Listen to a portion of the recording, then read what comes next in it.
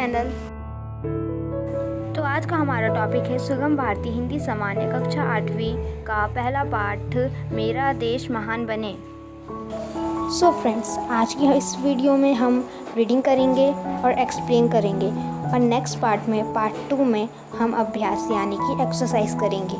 चलिए रीडिंग करते हैं। पहले पाठ 1, मेरा देश महान बने। यह एक कविता है। इस कविता के कवि का नाम श्री उदय शंकर भट्ट जी हैं। चलिए जानते हैं कि कवि हमें इस कविता के माध्यम से क्या संदेश देना चाहते हैं। प्रस्तुत कविता के माध्यम से हम सभी भारतवासियों के मन में राष्ट्र प्रेम और राष्ट्रीयता की भावना जागृत करना चाहते हैं। वह चाहते हैं कि भारत एक महान देश बन सके, हम सब का जीवन एक समान हो, अर्थात हम में अमीरी गरीबी ऊंच नीच जात पात आदि के आधार पर किसी भी प्रकार का कोई भेदभाव ना हो। कवि की भावना है कि जब कभी भी हमारे देश पर किसी भी प्रकार की परेशानी या कठिनाई आ पड़े तो तब हमें अपने तन मन और धन का भी बलिदान देश के हित के लिए दे सकें। अगर हमें अपने देश की रक्षा के लिए अपने प्राणों की बलिदान देना पड़े तो हमें हमेशा उसके लिए तत्पर रहें। अब कविता की रीडिंग करते हैं। एक ध्येय हो, एक श्रेय हो, एक समान विधान बने, मेरा देश महान बने। एक देश हो, एक वेश हो, प्राणवान हो, सदुद्देश हो, एक ध्यान हो नित गुरुता का, एक हिमालय से उठान हो, मरण एक हो, वरण एक हो, जीवन एक समान बने, मेरा देश महान बने। सिंहों से लड़ने वाले हो, अवसर पर अड़ने वाले हो, हंसते हंसते मौत मसलकर आसमान चढ़ने वाले हो, वज्र बने दुश्मन को, प्रियों को फूलों की मुस्कान बने, मेरा देश महान बने। उठे देश के लिए उठे हम, जिए देश के लिए जिए हम, गले देश के लिए गले हम, मरे देश के लिए मरे हम, तन में मन में यही ध्यान हो, भारत महिमावन बने, मेरा देश महान बने। अब हम इस कविता का अर्थ पढ़ेंगे। एक ध्येय हो, ध्येय का मतलब होता है लक्ष्य या फिर उद्देश्य। एक श्रेय हो, श्रेय मतलब होता है कल्याण। एक समान विधान बने, विधान मतलब होता है कानून। कवि कहते हैं कि हमारा एक ही उद्देश्य होना चाहिए कि हमारे देश का कल्याण हो और उनके लिए हमारे देश में सभी के लिए एक ही प्रकार का कानून बने, जिससे हमारा देश महान बने। एक देश हो, एक वेश हो।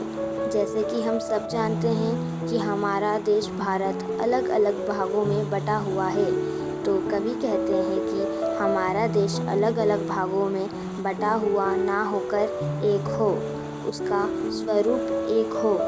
प्राणवान हो, सदुद्देश हो। प्राणवान मतलब होता है सजीव, सदुद्देश मतलब होता है सद और उद्देश्य। वह सजीव और रक्तशाली हो, उसका अपना एक उद्देश्य हो। एक ध्यान हो नित गुरुता का, इसका अर्थ है उसमें अपने श्रेष्ठता का ध्यान होना चाहिए। गुरुता का अर्थ होता है महानता या बड़प्पन। एक हिमालय से उठान हो, इसका अर्थ है उसमें हिमालय पर्वत के सामने ऊंचा उठने की उमंग होनी चाहिए। मरण एक हो, वरण एक हो, जीवन एक समान बने, इसका अर्थ है कि सभी व्यक्तियों को अपने जीवन का निर्णय लेने का अधिकार होना चाहिए। सभी का जीवन एक समान हो, कोई भी अमीर गरीब ऊंचा नीचा ना हो, इस प्रकार मेरा देश महान बने। सिंहों से लड़ने वाले हो, सिंह मतलब होता है शेर, शेर से लड़ने वाले हो। कवि कहते हैं कि हमारे देशवासियों में अपने देश के लिए अपार शक्ति हो, जैसे सिंहों में होती है। अवसर पर अड़ने वाले हो, हंसते हंसते मौत मसलकर आसमान चढ़ने वाले हो।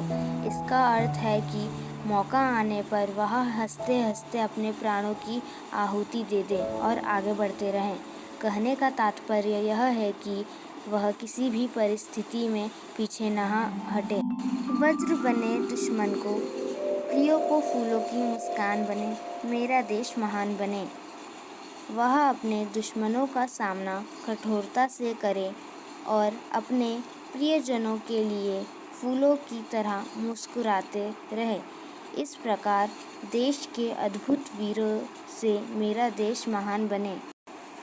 उठे देश के लिए उठे हम, जिए देश के लिए जिए हम, गले देश के लिए गले हम, मरे देश के लिए मरे हम। तन में मन में यही ध्यान हो, भारत महिमावन बने, मेरा देश महान बने। इस पैराग्राफ का अर्थ है कि कवि के अनुसार देशवासियों, हमें जीना है तो अपने देश के लिए जीना है और मरना है तो अपने देश के लिए, देश के हित के लिए मरना है। हमारे तन और मन में इस बात का ध्यान होना चाहिए कि ऐसा कार्य करें जिससे कि हमारा देश महिमावन बना रहे, उचित हमारा देश हमेशा आगे रहे और उसकी प्रशंसा होती रहे। इस प्रकार हमारा देश महान बने। आई होप कि आपको आज का पाठ अच्छी तरीके से समझ में आया होगा। अगर आपको इस चैप्टर से रिलेटेड कोई भी क्वेश्चन है तो आप मुझसे कमेंट सेक्शन में लिख के पूछ सकते हैं। अगर आपको मेरी ये वीडियो पसंद आती है तो प्लीज़ उसको लाइक, शेयर, कमेंट करना ना भूलिए। अगर आप हमारे साथ जुड़े रहना चाहते हैं तो प्लीज़ इसको सब्सक्राइब करिए और बेल आइकन को प्रेस करना ना भूलिए। Thank you for watching video.